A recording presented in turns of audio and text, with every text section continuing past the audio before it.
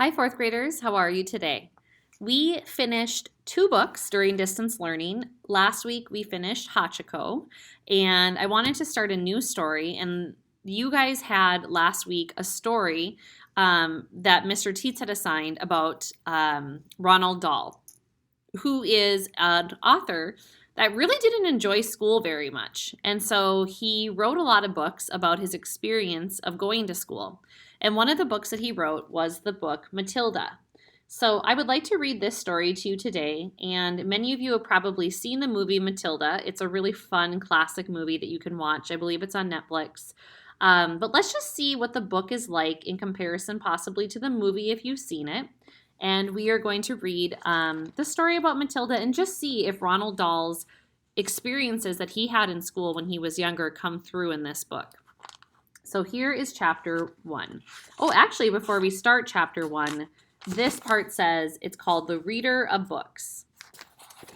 It's a funny thing about mothers and fathers. Even when their own children is the most disgusting little blister you could ever imagine, they still think that he or she is wonderful. Some parents go further. They become so blinded by adoration they manage to convince themselves that their child has qualities of genius. Well, there is nothing very wrong with all this. It's the way of the world. It is only when the parents begin telling us about the brilliance of their own revolting offspring that we start shouting, "Bring up a basin! We're going to be sick!" School teachers suffer such a great deal for having to listen to this sort of twaddle from proud parents. But then usually get their own back when the time comes to write the end of the term reports. If I were a teacher, I would cook up some real scorchers for the children of dotting parents. Your son, Maximilian, I would write, is a total washout. I hope you have a family business you can push him into when he leaves school, because he sure as heck won't get a job anywhere else. Or if I were feeling lyrical that day, I might write, it is a curious truth that grasshoppers have their hearing organs in the sides of the abdomen. Your daughter Vanessa, judging by what she learned this term, has no hearing organs at all. I might even delve deeper into natural history and say, the periodical cicada spends 6 years at a grub underground and no more than 6 days as a free creature of sunlight and air. Your son Wilfred has spent 6 years as a grub in this school, and we are still waiting for him to emerge from his chrysalis. A particularly poisonous little girl might sting me into saying, Fiona has the same glacial beauty of an iceberg, but unless the iceberg, she has absolutely nothing below the surface. I think I might enjoy writing end-of-the-term reports for the little stinkers in my class, but enough of that. We have to get on. Occasionally, one comes across parents who take the opposite line, who show no interest at all in their children.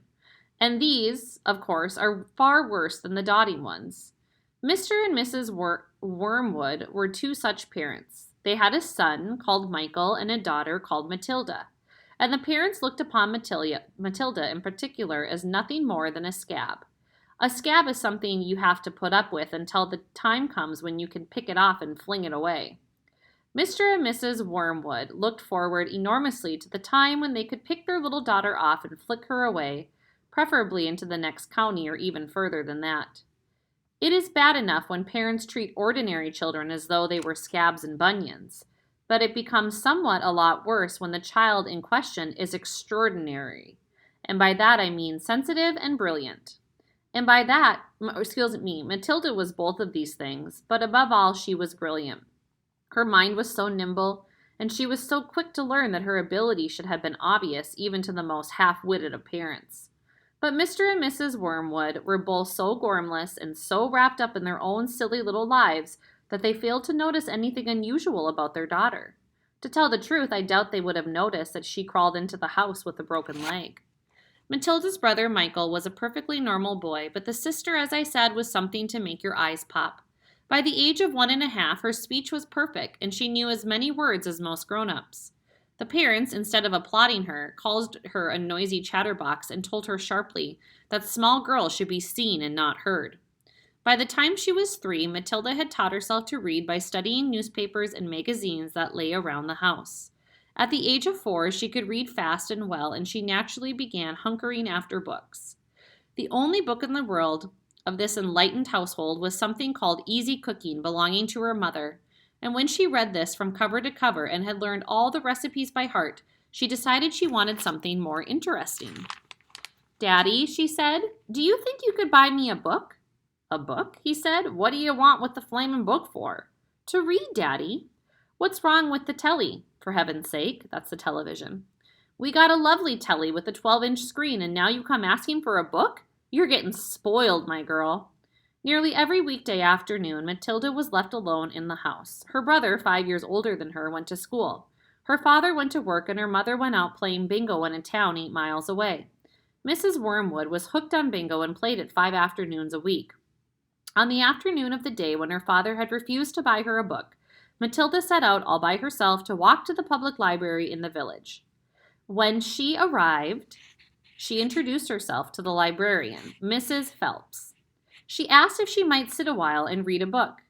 Mrs. Phelps, slightly taken aback by the arrival of such a tiny girl unaccompanied by a parent, nevertheless told her she was very much welcome. "Where are the children's books, please?" Matilda asked. "They're over there on those lower shelves," Mrs. Phelps told her. "Would you like me to help you find a nice one with lots of pictures in it?" "No, thank you," Matilda said. "I'm sure I can manage." From then on, every afternoon, as soon as her mother had left for bingo, Matilda would toddle down to the library. The walk took only 10 minutes, and this allowed her 2 glorious hours sitting quietly by herself in a cozy corner, devouring one book after another. When she had read every single children's book in the place, she started wandering round in search of something else. Mrs. Phelps, who had been watching her with fascination for the past few weeks, now got up from her desk and went over to her. "Can I help you, Matilda?" she asked. "I'm wondering what to read next," Matilda said. "I finished all the children's books." "You mean you've looked at the pictures?" "Yes, but I've read the books as well." Mrs. Phelps looked right down at Matilda from her great height, and Matilda looked right back up at her. "I thought some were very poor," Matilda said, "but others were lovely. I liked The Secret Garden best of all. It was full of mystery. The mystery of the room behind the closed door and the mystery of the garden behind the big wall." Mrs. Phelps was stunned. "Exactly how old are you, Matilda?" she asked. 4 years and 3 months, Matilda said. Mrs. Phelps was more stunned than ever, but she had the sense not to show it. "What sort of a book would you like to read next?" she asked. Matilda said, "I would like a really good one that grown-ups read, a famous one. I don't know any names." Mrs. Phelps looked along the shelves, taking her time. She didn't quite know what to bring out. How, she asked herself, does one choose a famous grown-up book for a 4-year-old girl? Her first thought was to pick a young teenage romance of the kind that was written for 15-year-old schoolgirls, but for some reason she found herself instinctively walking past that particular shelf. "Great Expectations," Matilda read, by Charles Dickens. "I'd love to try it." "I must be mad," Mrs. Phelps told herself, but to Matilda she said, "Of course you may try it." Over the next few afternoons, Mrs. Phelps could hardly take her eyes from the small girl sitting for an hour in the big armchair at the far end of the room with the book on her lap. It was necessary to rest it on her lap because it was too heavy for her to hold up, which meant she had to sit leaning forward in order to read. And a strange sight it was, this tiny dark-haired person sitting there with her feet nowhere near touching the floor, totally absorbed in the wonderful adventures of Pip and old Miss Havisham and her cobwebbed house, and by the spell of magic that Dickens the great storyteller had woven into his words. The only movement from the reader was the lifting of the hand every now and then to turn over a page. And Mrs. Phelps always felt sad when the time came for her to cross the floor and say, "It's 10 to 5, Matilda." During the first week of Matilda's visits, Mrs. Phelps had said to her, "Does your mother walk you down here every day and then take you home?" "My mother goes to Aylesbury every afternoon to play bingo," Matilda had said. "She doesn't know I come here." "But surely that's not right," Mrs. Phelps said. "I think you better ask her." "I'd rather not," Matilda said. "She doesn't encourage reading books, nor does my father." But what do they expect you to do every afternoon in an empty house?"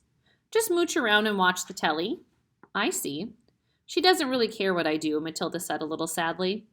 Mrs. Phelps was concerned about the child's safety on the walk through the fairly busy village high street and the crossing of the road, but she decided not to interfere. Within a week, Matilda had finished Great Expectations, which in that edition contained 411 pages. "I loved it," she said to Mrs. Phelps. "Has Mr. Dickens written any others?" "A great number," said the astounded Mrs. Phelps. "Shall I choose another?" Over the next 6 months, under Mrs. Phelps' watchful and companion eye, Matilda read the following books. And so I'm just going to let you take a look at the list. So like Oliver Twist is in there. The Invisible Man, The Sound of Fury, The Grapes of Wrath. It was a formidable list, and by now Mrs. Phelps was filled with wonder and excitement, but it was probably a good thing that she did not allow herself to be completely carried away by it all. Almost anyone else witnessing the achievements of this small child would have been tempted to make a great fuss and shout the news all over the village and beyond, but not so Mrs. Phelps. She was someone who minded her own business and had long since discovered it was seldom worthwhile to interfere with other people's children. Mr. Hemingway says a lot of things I don't understand, Matilda said to her, especially about men and women, but I loved it all the same. The way he tells it, I feel I am right there on the spot watching it all happen. A fine writer will always make you feel that, Mrs. Phelps said, and don't worry about the bits you can't understand. Sit back and allow the words to wash around you like music. I will. Did you know, Mrs. Phelps said, that public libraries like this allow you to borrow books and take them home? I didn't know that, Matilda said. Could I do it? Of course, Mrs. Phelps said. When you have chosen the book you want, bring it to me so I can make a note of it, and it's yours for 2 weeks. You can take more than one if you wish. From then on, Matilda would visit the library only once a week in order to take out new books and return the old ones. Her own small bedroom now became her reading room, and there she would sit and read most afternoons, often with a mug of hot chocolate beside her. She was not quite tall enough to reach things around the kitchen, but she kept a small box in the outhouse, which she brought in and stood on in order to get whatever she wanted. Mostly it was hot chocolate she made, warming the milk in a saucepan on the stove before mixing it. Occasionally she made Bovril or Ovaltine. It was pleasant to take a hot drink up to her room and have it beside her as she sat in her silent room, reading in the empty house in the afternoons. The books transported her into new worlds and introduced her to amazing people who lived exciting lives. She went on olden-day sailing ships with Joseph Conrad. She went to Africa with Ernest Hemingway and to India with Rudyard Kipling. She traveled all over the world while sitting in her little room in an English village. All right, and that is the end of our first chapter. I hope you're enjoying the book Matilda.